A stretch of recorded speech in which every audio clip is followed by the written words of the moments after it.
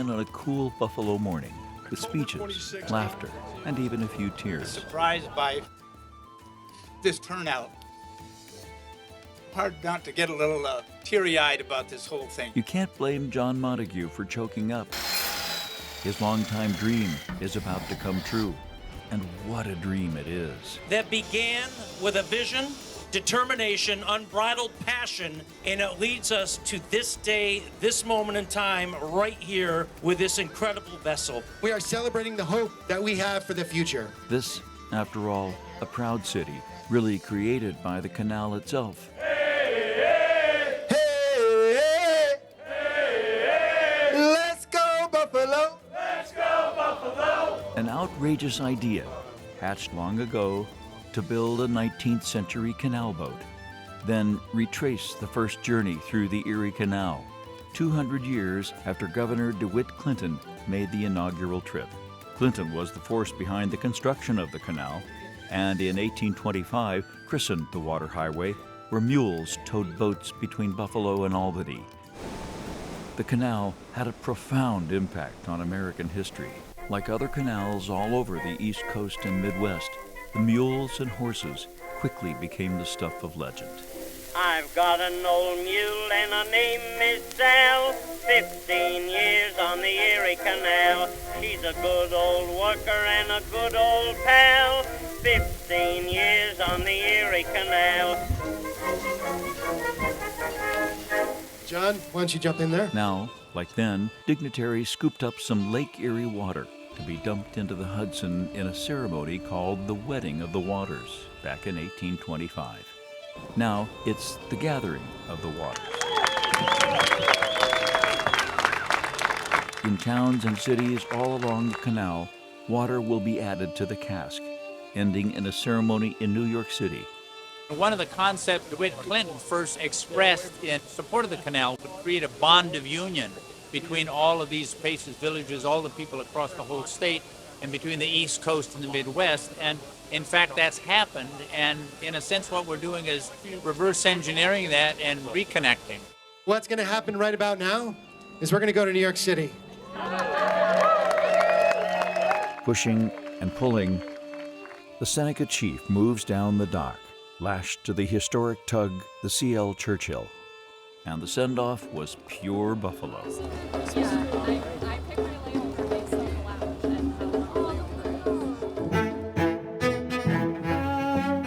Past the lighthouse, up the Buffalo River,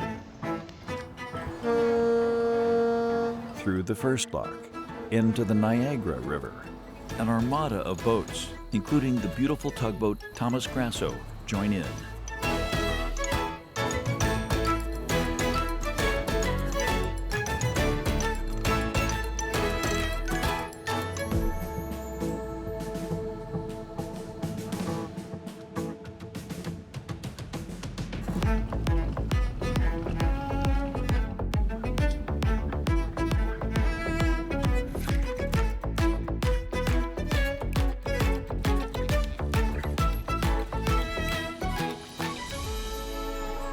They pause in Tonawanda. To see the fireboat, the Cotter with the spray show and everything else, it was historic. It was historic, truly. Long ago, the canal made this town the largest lumber port in the world.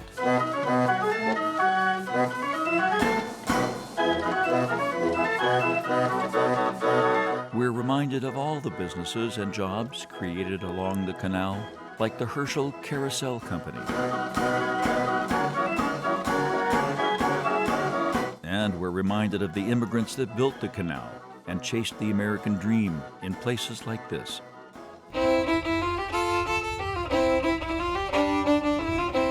Slowly, majestically, the Churchill and the Seneca Chief push on. The crowds celebrate from along the banks. The Churchill loudly waves back.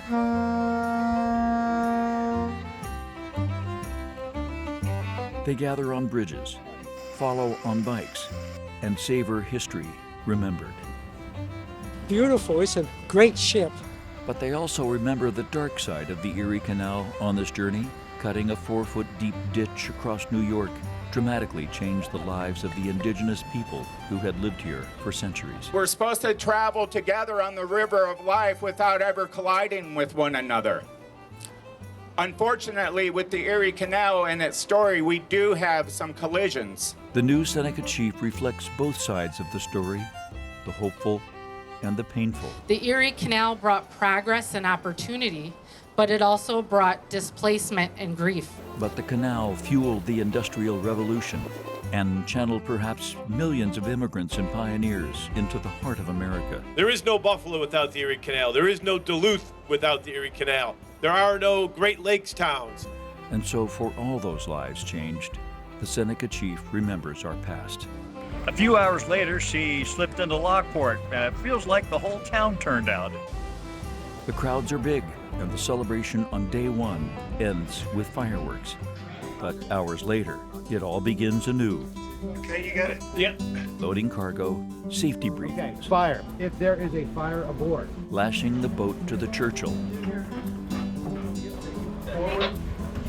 You know, this is living history. We're actually learning what they did. Master boat builder Roger Allen directs the move from on top of the Seneca Chief. We get the stern line onto the Churchill's bow. I'm the only one that has a view of all three boats. He spent years with a team of volunteers building the boat, all out of wood, just like the old days.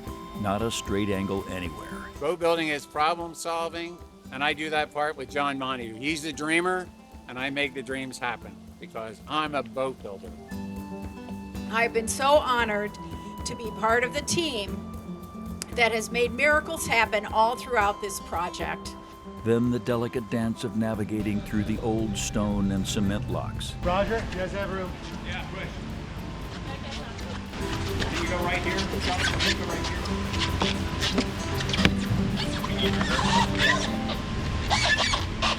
A smaller boat assists in moving the Seneca Chief away from danger.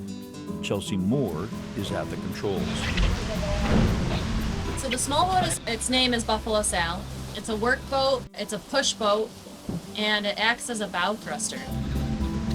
Pushes or pulls the front of the boat to make the Seneca Chief turn.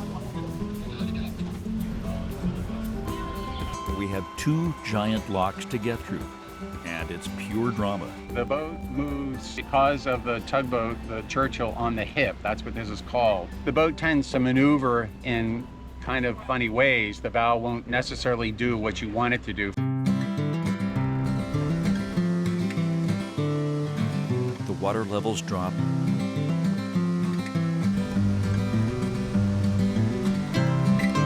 The giant gates swing open. This is a very special place on the Erie Canal. Workers were forced to carve out the locks to climb a giant cliff, what's called the Niagara Escarpment. It's this rise in the topography that created the nearby Niagara Falls. Construction teams were forced to build 5 back-to-back locks out of stone, what they call the Flight of 5. In recent years, the community has raised millions to restore some of the old locks.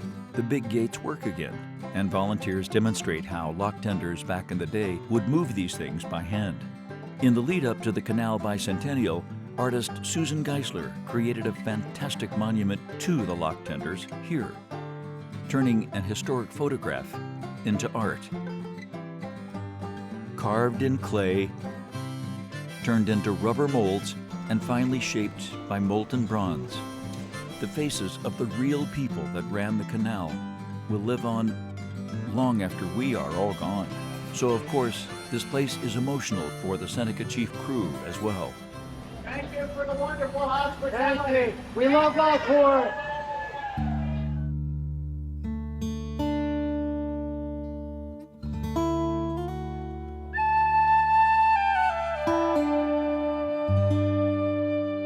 And on we move. Along the flat water of the canal.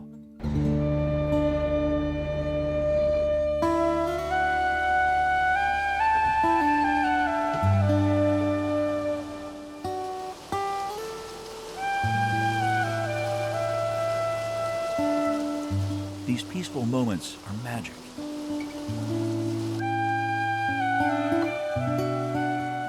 Very much the experience you would have felt 200 years ago. It is beautiful, isn't it? It's just miles and miles of it.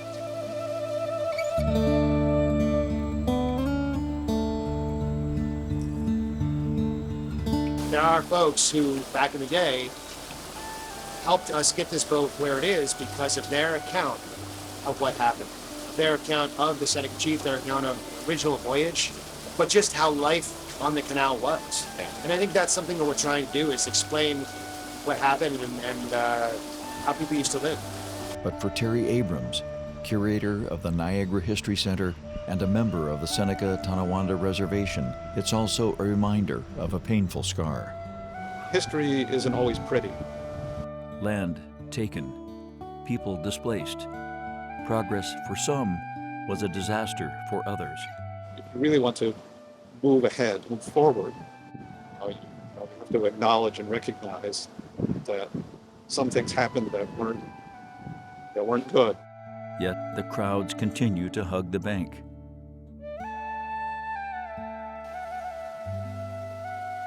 Blow the horn. The crew very much aware of the history unfolding each mile. I think it's pretty amazing. I mean, when it turned the corner there, I almost cried. As we push east, another piece of canal folklore comes to life. The drawbridges are raised one after another. The process is just pure Americana. The excitement just as fascinating to watch as the boat itself. We've hauled some barges in our day, filled with lumber, coal, and hay, and every inch of the way And we're reminded of the songs born long ago on this canal. Low bridge, everybody down. Low bridge, we must be getting near a town. You can always tell your neighbor, you can always tell your pal, if he's ever navigated on the Erie Canal. Low bridge, everybody down. Low bridge, we're coming to it. You'll always know your neighbor. Finally, we pull into the classic canal village of Medina, where the greeting is loud.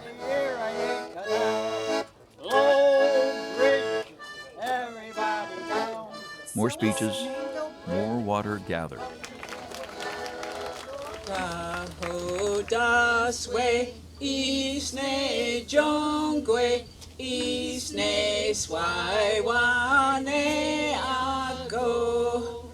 These celebrations will continue all along the canal and down the Hudson River. The boat is opened for tours. Exhibits director Eddie Nibwell and the team have recreated the inners of an actual canal boat, as it would have been. Beds, a stove, storage, just the mules are missing.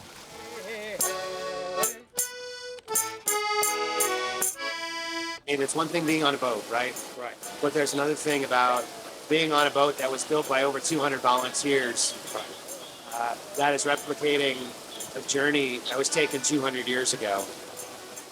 Can't describe it. One of those moments you're going to remember. Low bridge, everybody down. Low bridge, we're coming to it. You'll always know your neighbor. You'll always know your pal. If you ever navigated on The whole point of this was community, creating community, bringing people together. One man's wild dream hatched years ago, the sweat and toil of hundreds of volunteer boat builders, the sounds, the waves, the history of it all. Out here, they are saving Americana, taking us on a 200-year-old journey, remembering the days the Erie Canal took a nation into the new frontier. Low